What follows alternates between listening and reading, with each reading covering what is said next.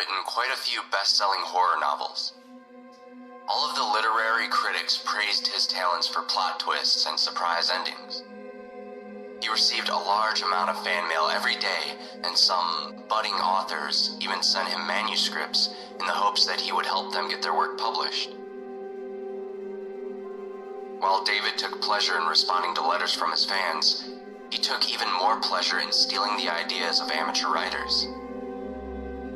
If he came across a manuscript with a great idea for a scary story, he would use it in one of his own books and deny the author any credit. Then, in order to hide his theft, he pulled some strings with his friends in the publishing industry to make sure that the original author never got anything published in the future.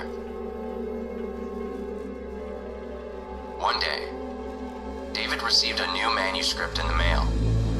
It was bound in a beautiful hardcover book. He read the first chapter and felt that he knew how the story would end.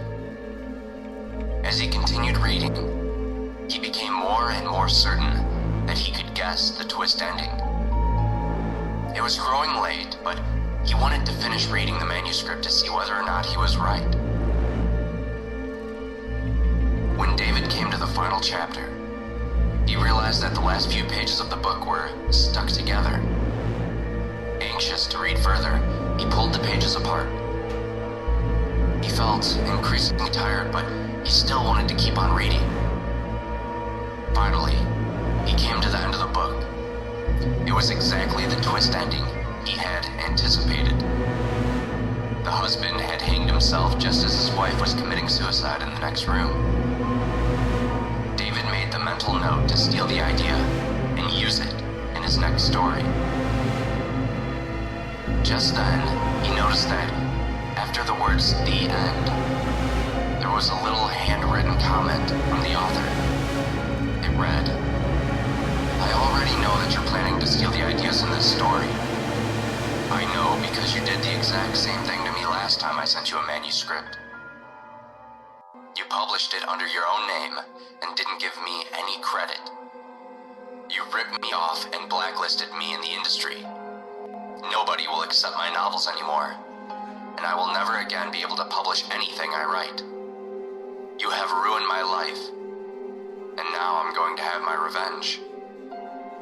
You had to pull apart the back pages in order to read this, didn't you? Well, those pages contained a poison.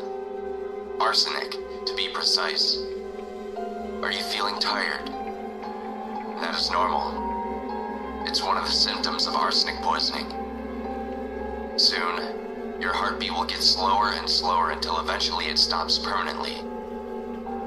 Don't bother trying to call an ambulance. You'll be dead before they arrive. You have already been exposed for too long. Goodbye, David. Some twist endings can be very hard to predict."